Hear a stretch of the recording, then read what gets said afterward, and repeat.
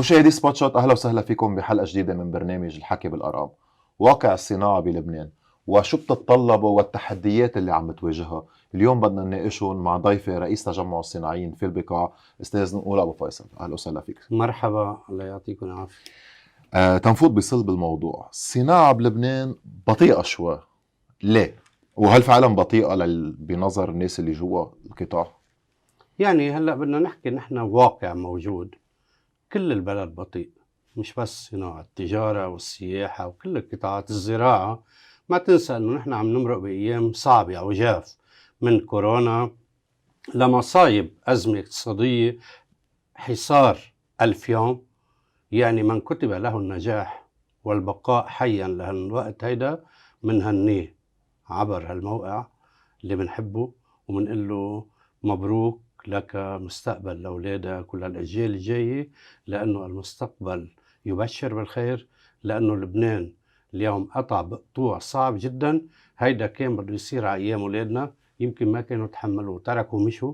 صار على أيامنا، قومنا، صمدنا. أكيد خسرنا كتير كفاءات هلا بنحكي عنها، خسرنا كتير من رأس مال تبعنا، بس كمان بمطرح من المطارح في قوانين بدنا نطورها. نحن عم نعاني مع الحكومات اللبنانية متعاقبة من التسعين لليوم بمشاكل قوانين بالية بدها تعديل. اقتصاد شريته لتربيته، اقتصاد مبني على الاستيراد مش على الانتاج، اقتصاد في اتفاقات تجارية من إلى قد ما بدك، ملفات في جوارير قد ما بدك فتح. هلا اتفاقات تجارية موجودة اليوم بدها تعديل.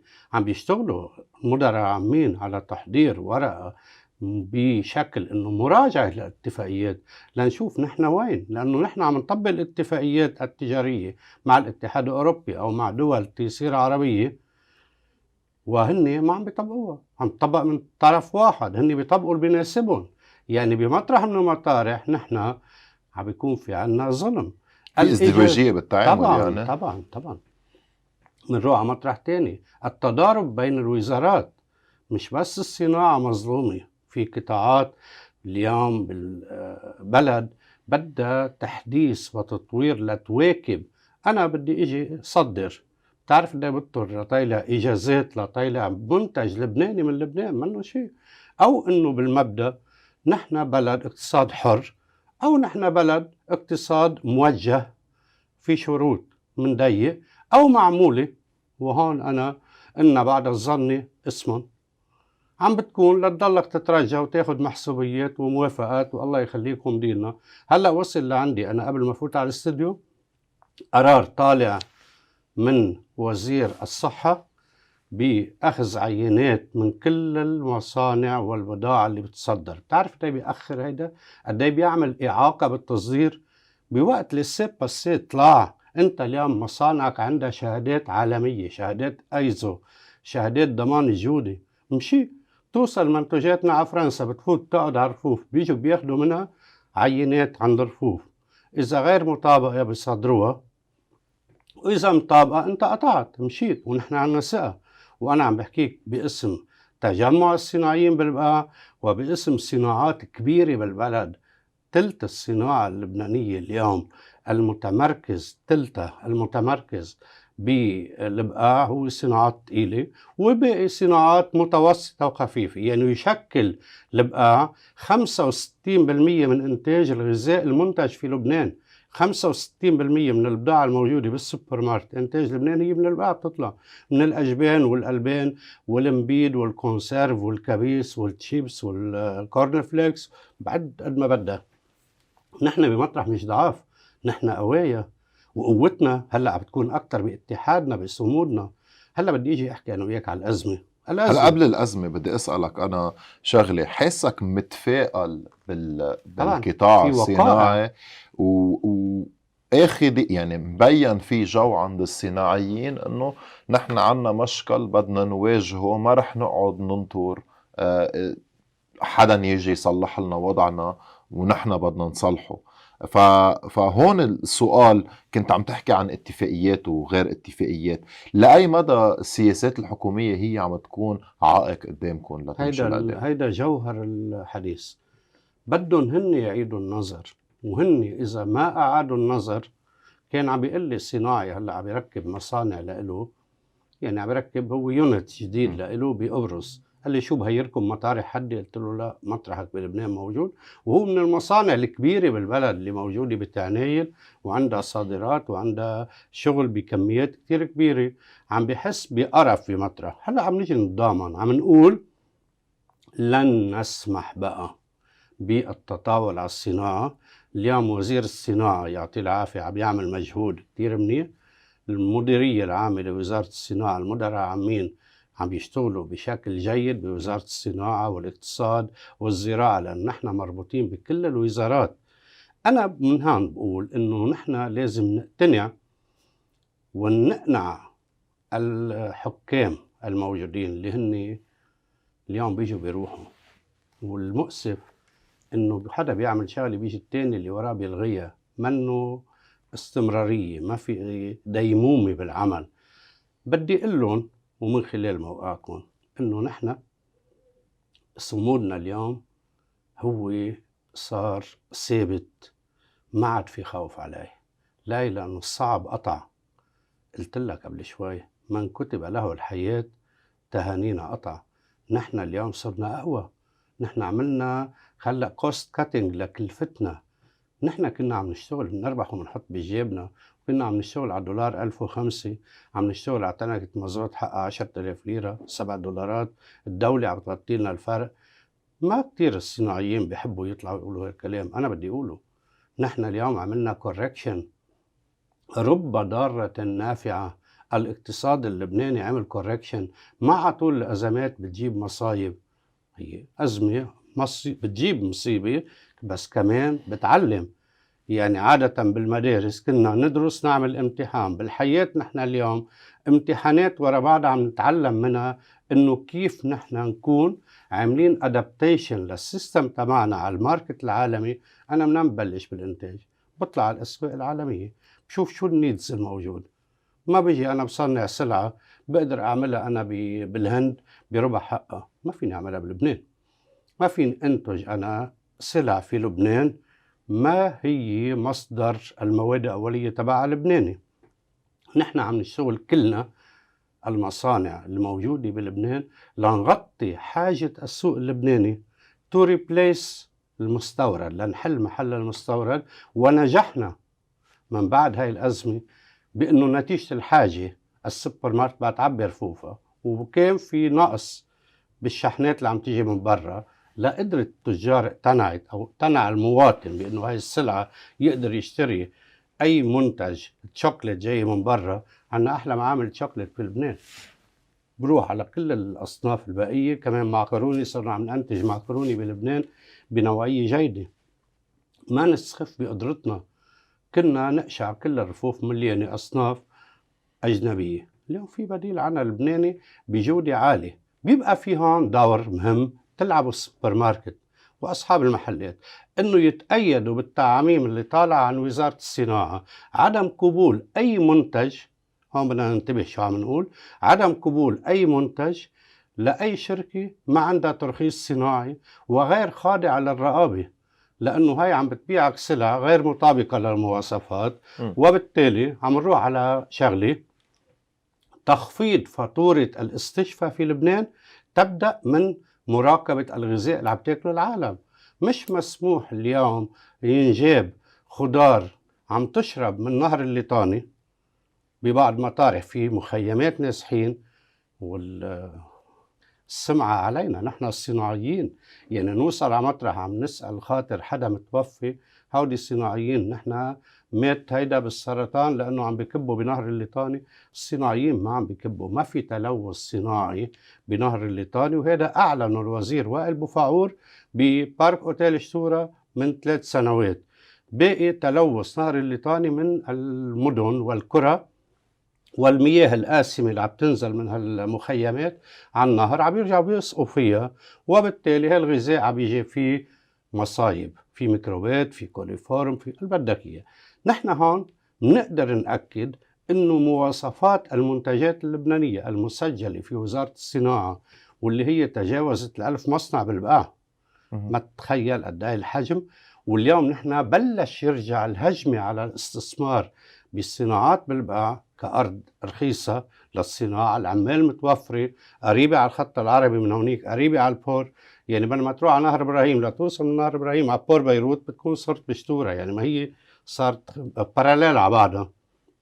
قدرنا نحن كمان نعمل من إنجازاتنا بتجمع الصناعيين، كنت عم بعددها، أهم وحدة إنه صاروا الصناعيين يحبوا بعضهم، صاروا يتعاونوا مع بعضهم، صار في اشياء كانوا عم يشتروها من برات لبنان ياخدوها من بعضهم، حدوا المعمل اللي حده بينتج هاي السلعة. يعني نحن كنا نجيب باليتات بلاستيك من الخليج، اكتشفت أنا بدون ما أكون عارف إنه في مصنع حد مني بينتج باليتات بلاستيك، لا هو بيقول إنه أنا بأنتجها ولا أنا كنت أعرف. هي عم نعطي مثل. القوة اليوم في الصناعة اللبنانية بلشت، نحن رايحين على اقتصاد بنصدر 4 مليار دولار، أكيد نحن عملنا ريبليسمنت ل7 مليار بالأسواق الداخلية، وانخفض استيراد لبنان من 17 مليار إلى 10 مليار. هلا بتقلي لا في أرقام جديدة رجعت دقت 17 مليار. هي مشكلة الجمرك، لما انت بتطنطن وبتطلع بتقول انا بدي ارفع الدولار جمركي، راحوا عبوا الديبويات تحت الارض وفوق الارض كلها سيارات وسلع منا استهلاكية.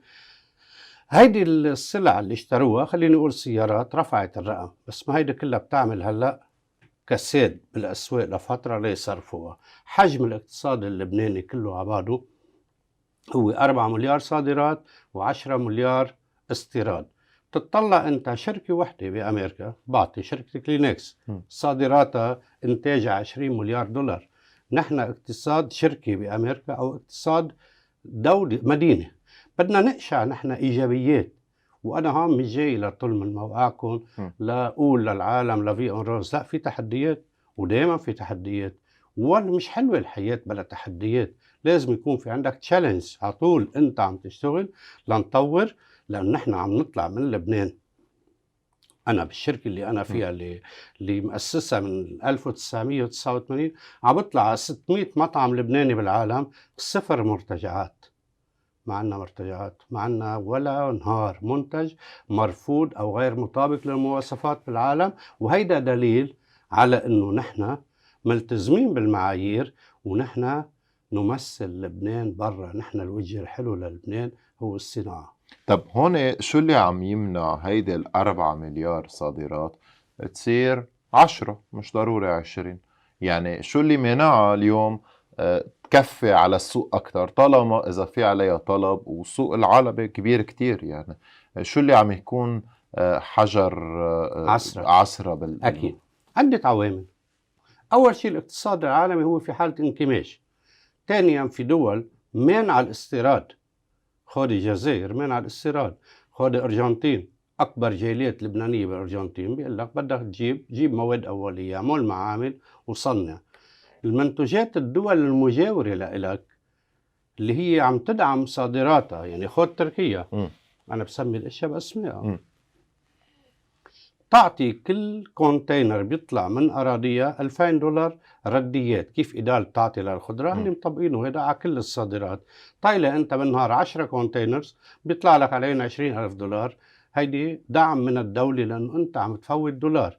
عنا هام في إعاقة، في صعوبة بالمرفق، في صعوبة بالمعاملات الإدارية بالحصول، يعني قبل الأزمة اللي موجودة اليوم وأنه الموظفين عم يداوموا يوم بالجمعة أو يومين أو لا، في صعوبة. يعني مزبوط، في أرقام بتقول أنه في تقريبا 300 ل 400 ساعة تأخير على الشحنة. في كتير مشاكل ما بين بدنا نحددهم بشغلة وحدة، هي أنه لازم نحن نشتغل كلنا نحرر الصناعة اللبنانية.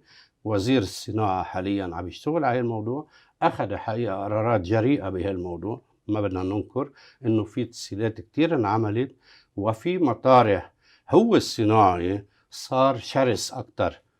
كان يأخروه يسكت يقول أنا أمري لله مجبور اتحمل. هلا لا، بيقاتل وبشوف من أين بيفوت ومن أين بيطلع، لأنه كمان بدنا نحن نقاوم، يعني ما ننطر.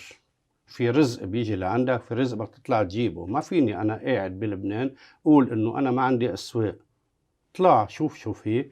بدون شك بدنا نعطي كريدت هون لجهتين. الجهة الأولى هي الجاليات اللبنانية بالاغتراب اللي عم تلعب دور كتير مهم، هذا مؤخرا صار مهم. بشراء المنتج اللبناني.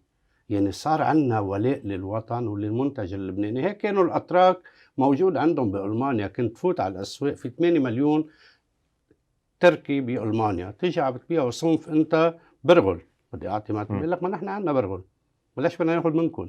مم. مثلا تروح أنت اليوم على الأسواق اللي فيها انتشار لبناني، صار عندهم حس وطني، يشتروا منتج صنع في لبنان. هيدي مهمة كتير.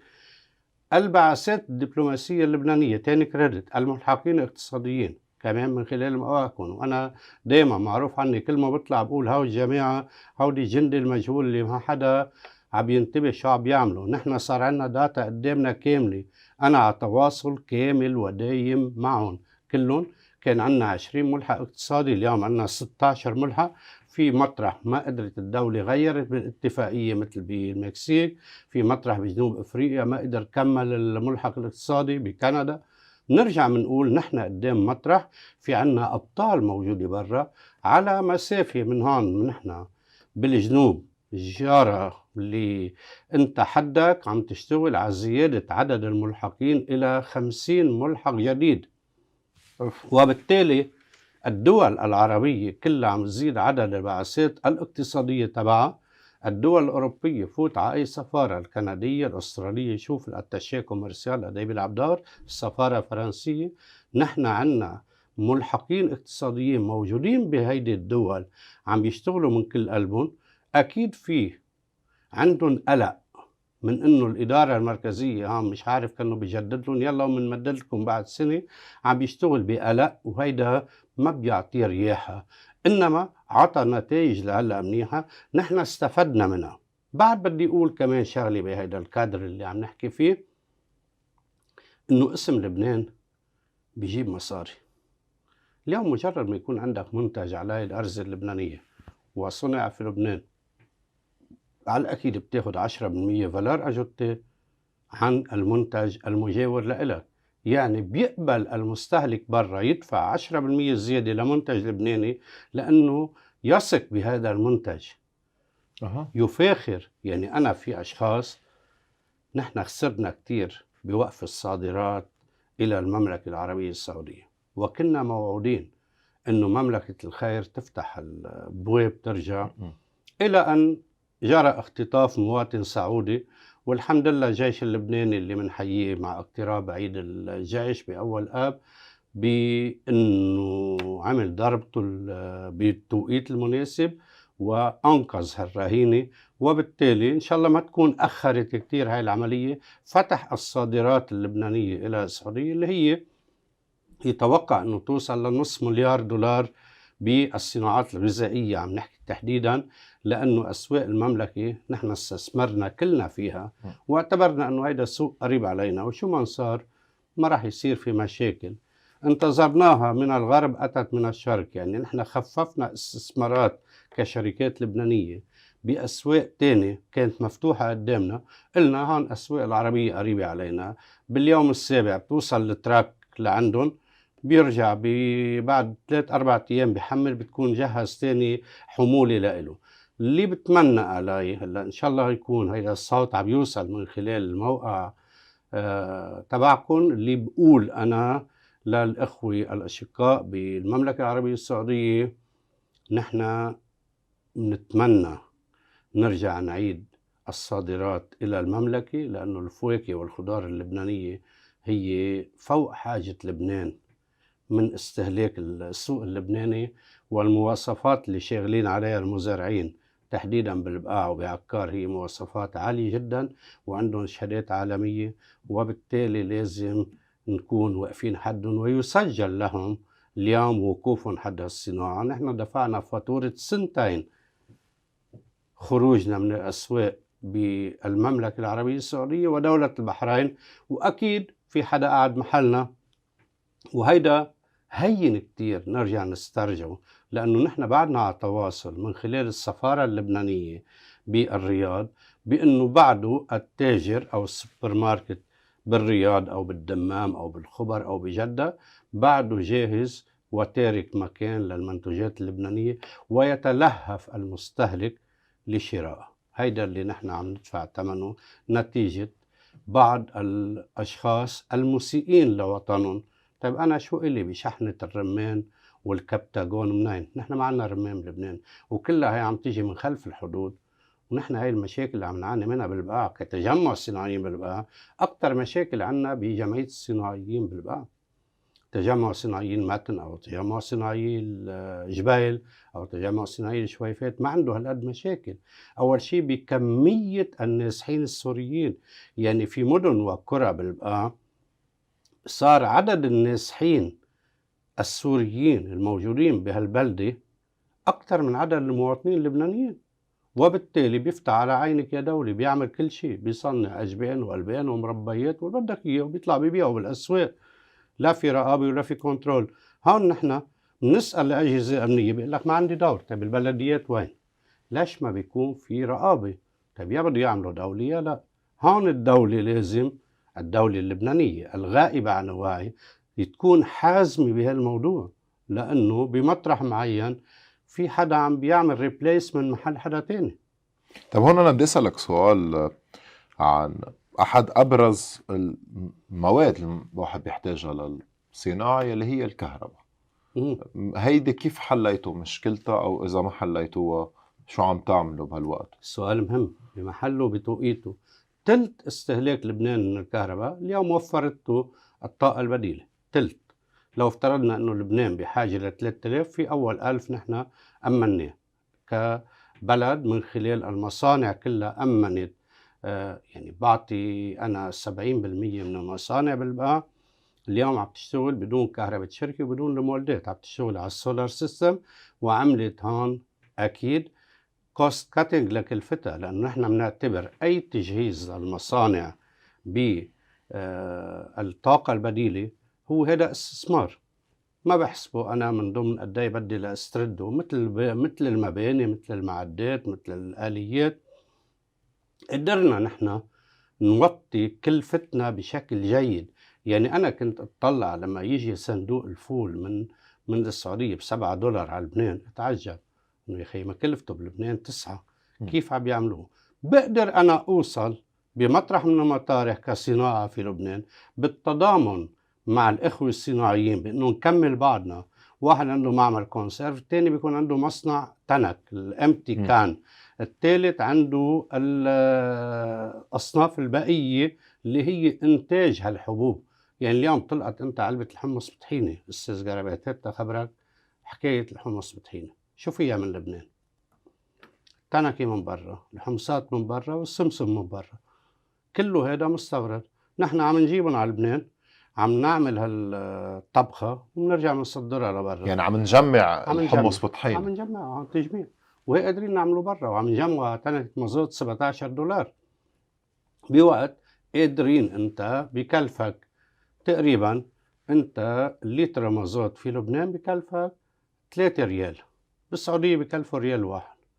يعني انت عم تشتغل بمرتين وثلاثة زيادة عنه. بدنا نقتنع انه نحن فينا نعمل مطرح تاني، نعمل تخفيض للكلفة، تخفيض للأكلاف تجي. وبلشنا فيها بتجمع الصناعيين مع مؤسسة ميشيل معوض.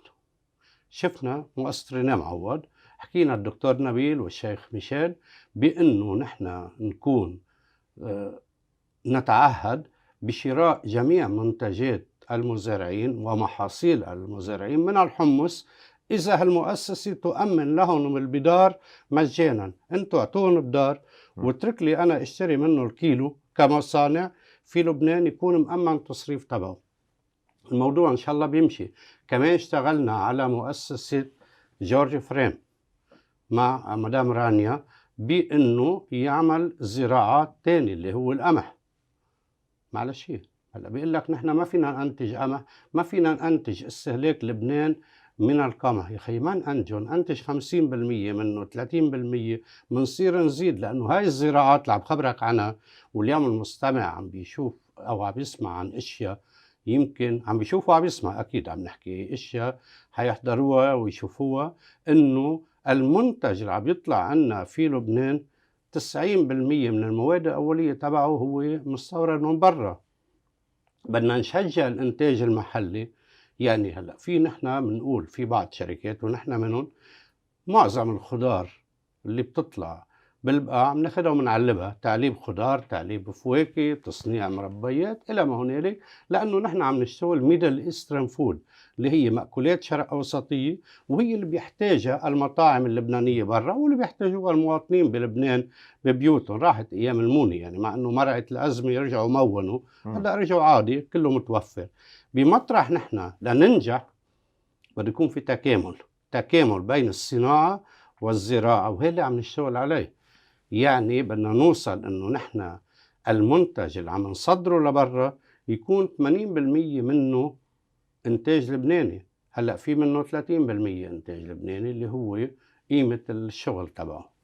يعني هلأ بفهم منك إنه الأزمة اللي قطع فيها البلد جبرت الصناعيين يتفقوا مع بعضهم ليرجعوا يتساعدوا، وكمان عم تتفقوا مع الزراعيين يلي هو أساسا كان قطاع الزراعة، لأنه الصناعة الغذائية بتحتاج القطاع الزراعي.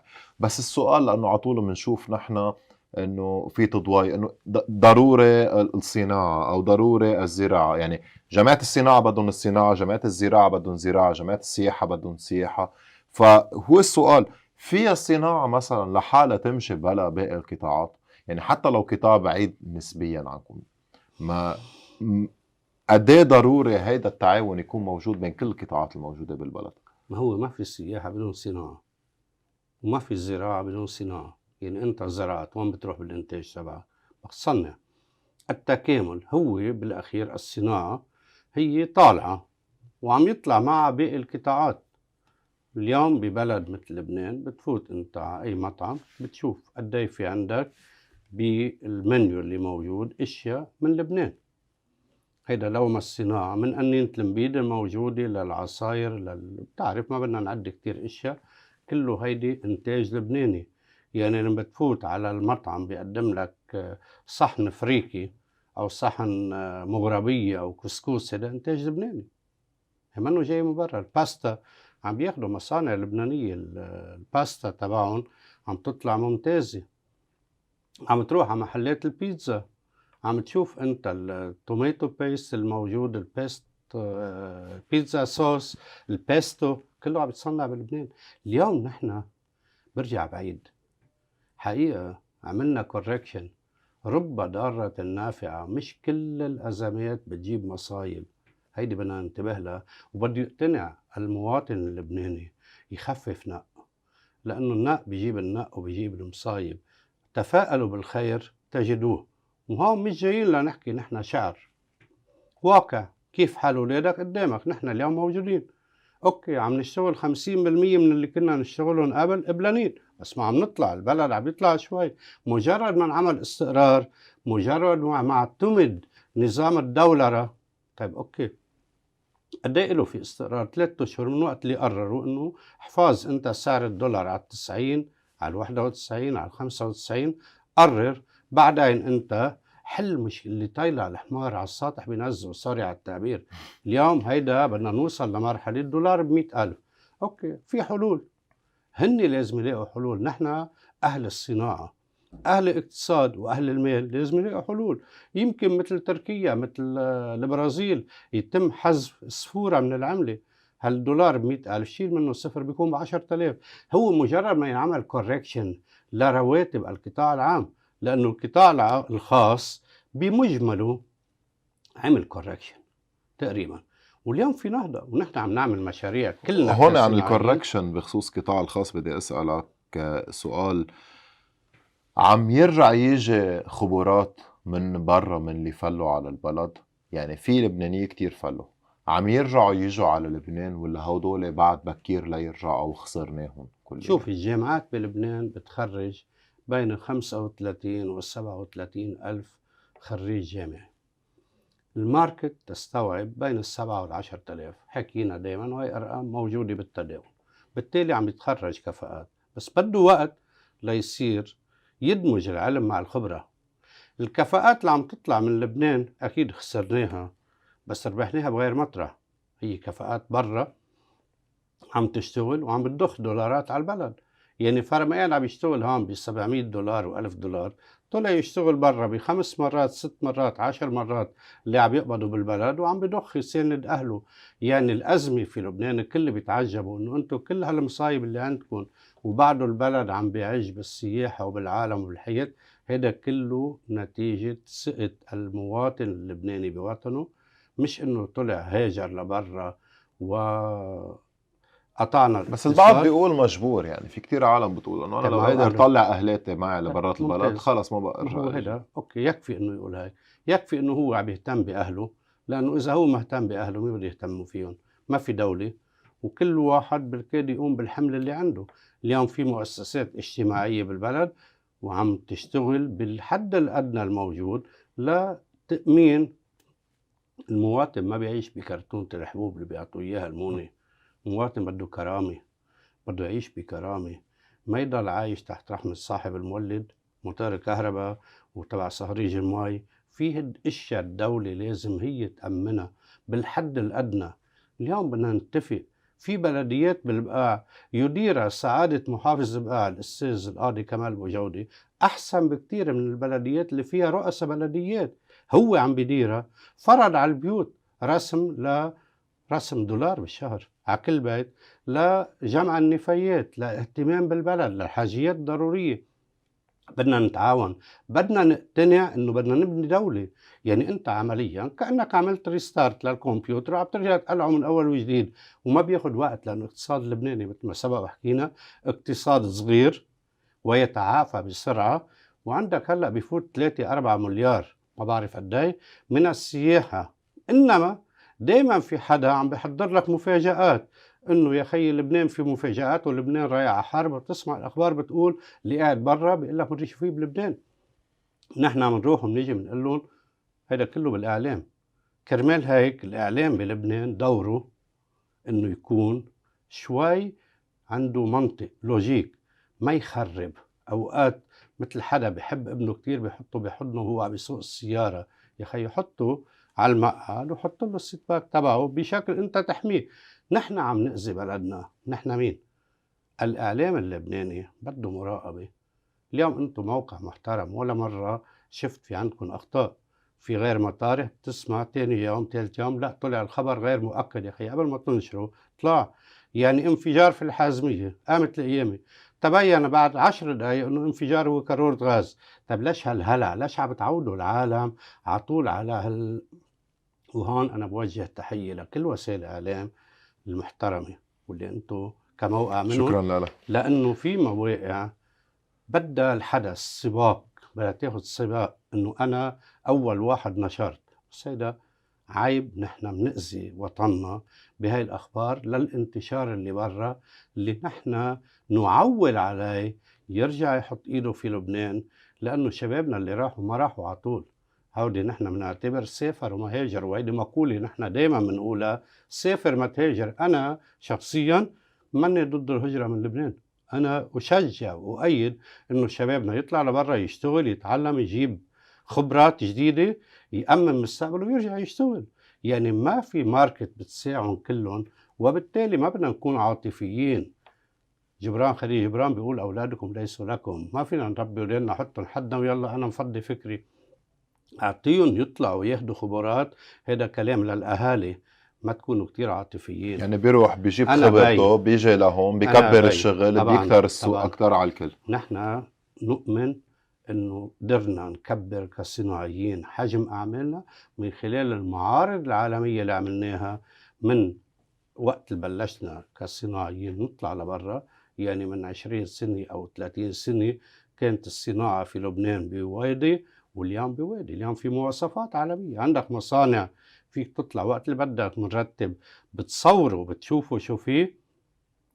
انعمل ملف عن الصناعات اللبنانية، عندك مصانع أوروبية بأهم مواصفات عالمية موجودة بلبنان، موجودة بتجمع الصناعيين بالبقاع بمدينة زحلة وجوارها والبقاع الغربي. بتشوف مصانع بتقول أنا بأوروبا.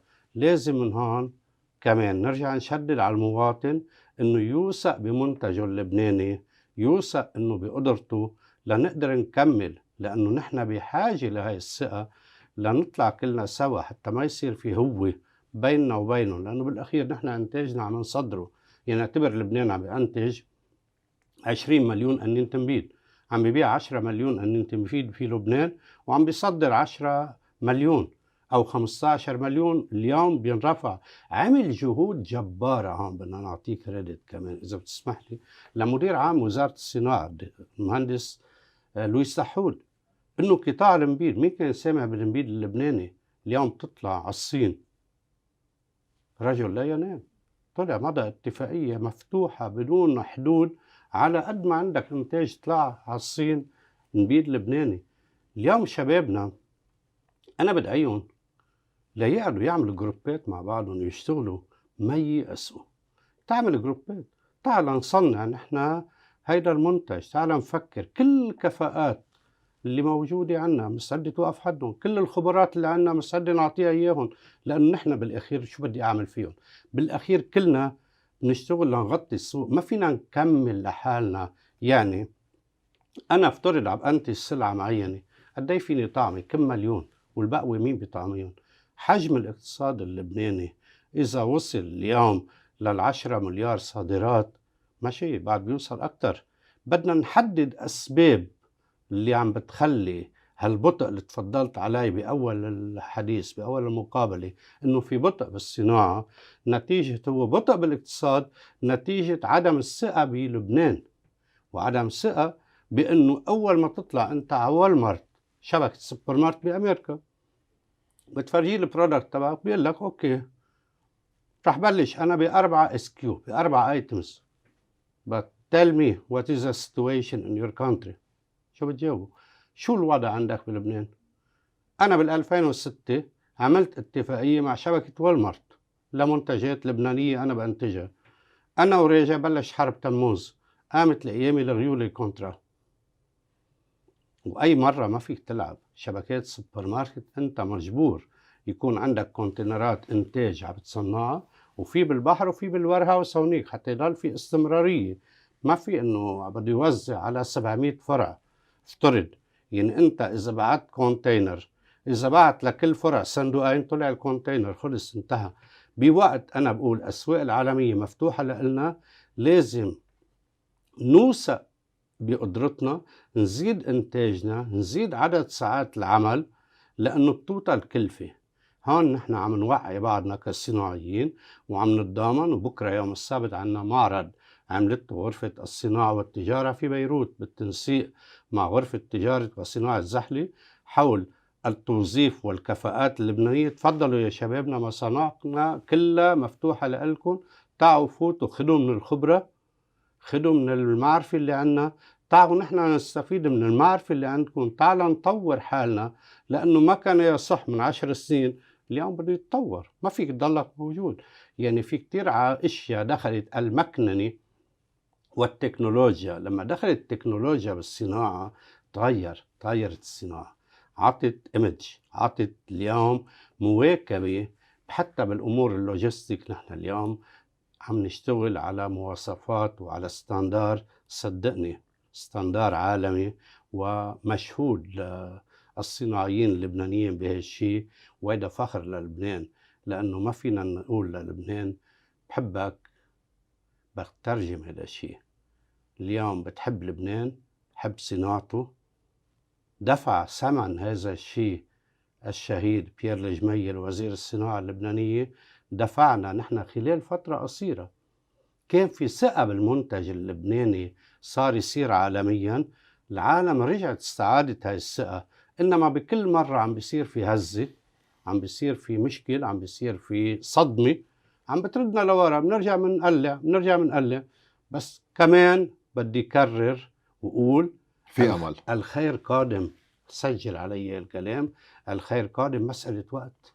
لكن على أمل أنه نحن بحديثنا الجاي نكون عم نسأل عن قديش صار في تحسن بهذا القطاع، وبهيدي إذا بدك الأفكار الإيجابية والأمل اللي عنا إياه. بدي أختم هيدي الحلقة، بدي أشكركم مشاهدينا على متابعتكم، وبدي أشكرك أستاذ أبو فيصل، وإلى اللقاء معكم بحلقة جديدة من برنامج الحكي بالآراء. عليكم.